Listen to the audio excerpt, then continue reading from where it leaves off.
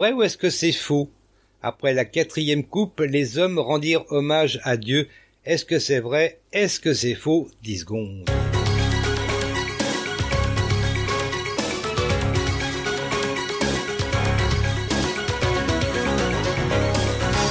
Oh, la réponse était pas bien loin. Fallait chercher dans le verset 9. Et ta réponse, donc, Martinette?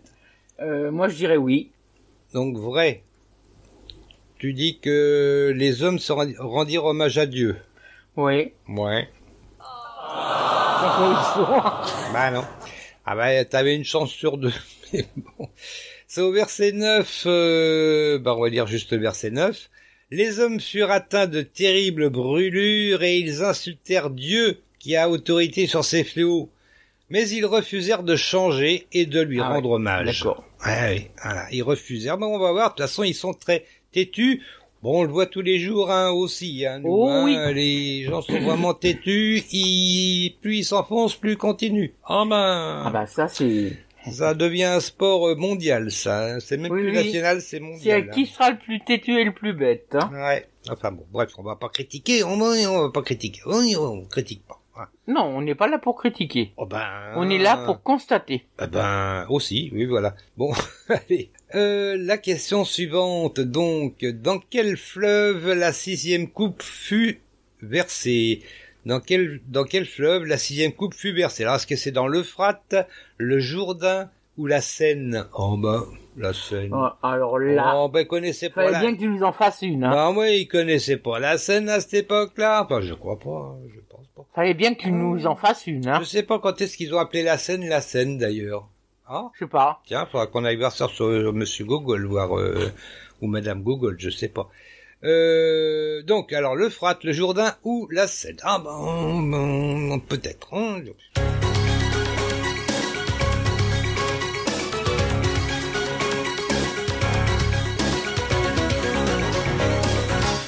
L'Euphrate.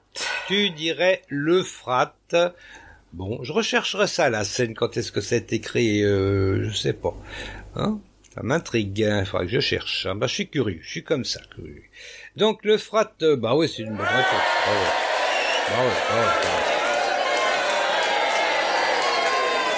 Et c'est indiqué au verset 12, on va dire donc à partir de 10. Le 5e ange versa sa coupe sur le trône de la bête. Alors de profondes ténèbres couvrirent tout son royaume, et les hommes se mordaient la langue de douleur. Sous le coup de leurs souffrances et de leurs ulcères, ils insultèrent le Dieu du ciel. Et ils recommencent.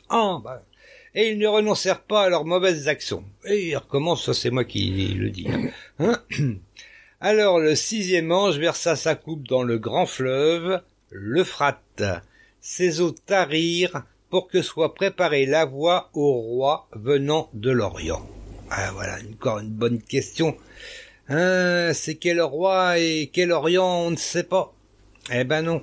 C'est comme toujours, il y en a, ils ont des hypothèses. Mais je rappelle que ceux qui donnent des hypothèses, ce sont des hypothèses, Bon, après, peut-être que certains sont... On ne peut que dire des suppositions. Ouais, mais bon, peut-être que certains sont inspirés et puis peuvent éventuellement trouver la bonne réponse, mais bon. Il y a vraiment que les théologiens qui peuvent te le dire. Voilà, il est difficile d'avoir des certitudes. Bon, après, voilà, je peux pas dire autre chose. Donc, voilà, les rois et puis venant de l'Orient. Bon. C'est l'Orient, c'est pas spécialement le Moyen-Orient, c'est l'Orient. Non, c'est l'Orient. On sait pas. À l'époque, l'Orient, habituellement, c'est plutôt côté chinois, non? Oui. En principe, Tout ce qui est oriental, tout ce qui est asiatique. Ouais, on sait pas.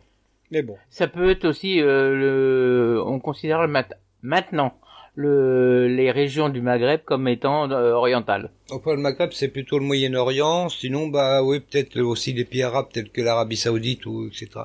Mais bon, ça peut être que des suppositions.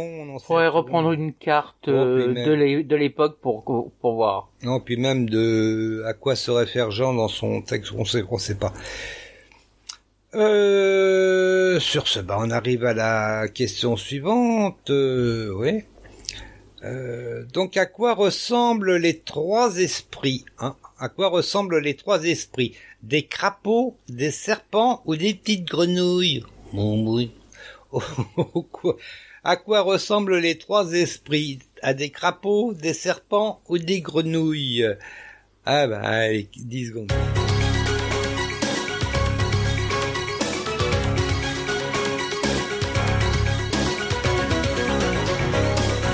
J'ai un crapaud qui est venu me rendre visite il y a une semaine. Il est venu dans la maison et il m'a regardé, coucou.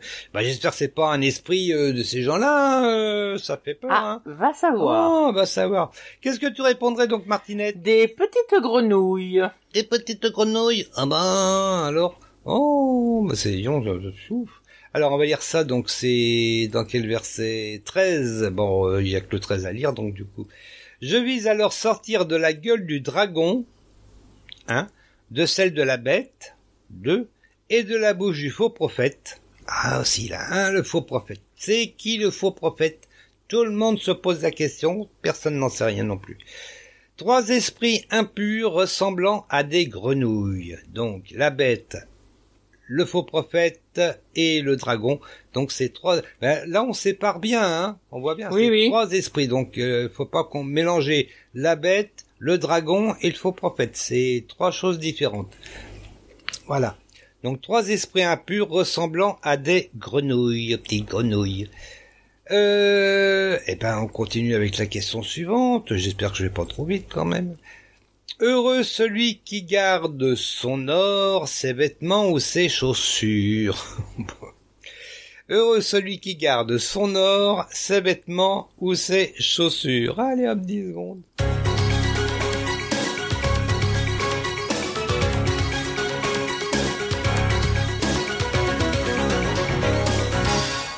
Ses vêtements. Ses vêtements, exactement. Pourtant, on aurait pu dire heureux celui qui garde son or, mais non, là, c'est les vêtements. C'est au verset 15, donc on va dire 14 et 15. Ce sont des esprits démoniaques qui accomplissent des signes miraculeux. Ils s'en vont trouver les rois du monde entier pour les rassembler pour le combat du grand jour du Dieu Tout-Puissant. Est-ce que c'est commencé ça? Là aussi, on n'en sait rien. Voilà. Bon. Voici, je viens comme un voleur. Hein, ça me rappelle quelque chose. On a vu ça dans les évangiles. Je viens comme un voleur. Heureux celui qui se tient éveillé et qui garde ses vêtements afin de ne pas aller nu, en laissant apparaître sa honte aux yeux de tous. Voilà. Donc ça c'était au verset 15. Eh ben on va attaquer le verset suivant. Ah ben c'est la question suivante. On va vite là. Oh oui, on va vite. Où la 7e coupe est-elle versée? Où la 7e coupe est-elle versée? Dans la mer, sur la terre ou dans les airs? Où la 7e coupe est-elle versée? Dans la mer, sur la terre ou dans les airs? Allez, un petit 10 secondes.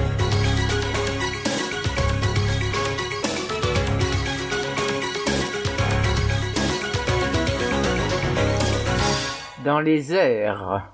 Tu dirais dans les airs, et puis bah c'est bien. Ça va. C'est fait. Taisez-vous. Ah ben attends. Dans les airs, oui, c'est au verset 17. Donc on en était au 15, donc 16 et 17. Le 16. Alors, les esprits démoniaques rassemblèrent les rois dans le lieu appelé en hébreu, alors là, ça va rappeler des choses à tout le monde, je pense, Armageddon. Alors, dans ma traduction, je rappelle qu'on lit dans la Bible du Summer 1992, je le précise, hein, parce que la Bible du Summer, il y a eu d'autres éditions, là, c'est celle de 92. Donc, dans cette version, Armageddon s'écrit H-A-R-M-A-G-U-E-D-O-N, avec un H, donc, avant, alors que souvent, on a tendance à le voir avec simplement un A, hein, sans le H. Tout à fait. Voilà, mais là, bon, il y a un H. Alors, ça n'a peut-être pas son importance, c'est pas une grande importance, je pense pas. Mais bon, je voulais quand même le préciser. Le 7e ange, enfin, versa sa coupe dans les airs. Une voix forte venant du trône sortit du temple. C'en est fait, dit-elle. Elle dit pas grand-chose, mais bon, hein, c'est comme ça. C'en est fait. Et puis, du coup, on va arriver à la question suivante. Ah ouais, on arrive presque à la fin donc du chapitre. Hein.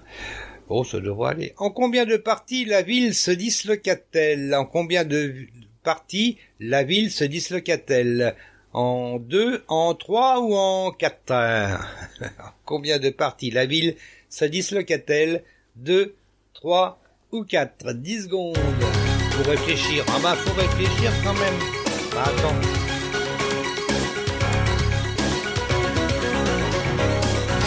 Donc 3. Tu dirais en 3 parties. En 3 parties, ça m'a l'air bien. Ça m'a l'air bien. Ça m'a l'air bien. C'est bon. Ah, allô. Oui, en 3 parties, on lit ça donc au verset 19. Donc on va lire du 18 au 19. Alors, il y eut des éclairs, des voix et des coups de tonnerre et un violent tremblement de terre. On n'en avait jamais vu d'aussi terrible depuis que l'homme est sur la terre. La grande ville se disloqua en 3 parties et les villes de tous les pays s'écroulèrent. Ah, les villes de tous les pays. Alors Dieu se souvint de la grande Babylone pour lui donner à boire la coupe pleine du vin de son ardente colère. Ça n'est pas une coupe à boire, je vous le dis comme ça. Ah, c'est moi qui le dis, hein, c'est pas dans la Bible. Non. Mais bon, la coupe pleine du vin de son ardente colère, ça, à mon avis, ça va pas être bon. Et, je pense qu'on arrive à la dernière question. Combien fait... Ah oui, là, ça c'est dur, ça. Oh. En plus, on va voir après, c'est délicat. Il y aura une réponse que on va donner, mais on va voir que ça se discute, hein. On va voir. Combien fait un quintal métrique? J'ai précisé métrique justement exprès pour qu'il n'y ait pas trop de... Parce que bon... Combien fait un quintal métrique? 50 kilos, 100 kilos ou 200 kilos? Combien fait un quintal métrique? 50, 100 ou 200 kilos? Je sais, c'est dur. Ben oui.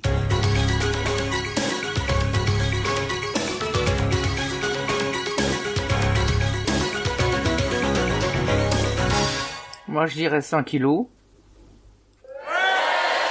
Bien.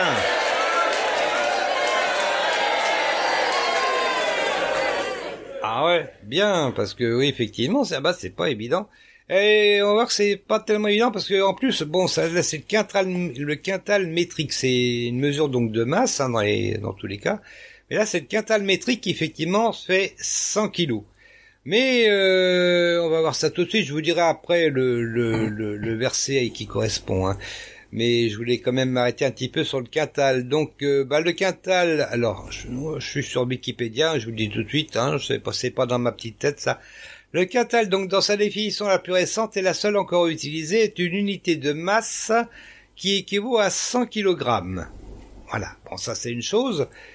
Mais on va voir que c'est un peu plus compliqué, parce que donc, le quintal métrique, hein, qui est encore utilisé d'ailleurs dans certaines régions, dans certains endroits, le quintal métrique, donc, il vaut 100 kg.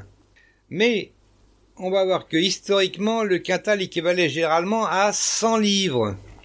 Ah, alors ça c'est surtout en France, hein, notamment. Mais non, il n'y a pas qu'en France. 100 livres... Or, le 100 livres, ça ne fait que 48,951 kg. Ah, ça a diminué de moitié.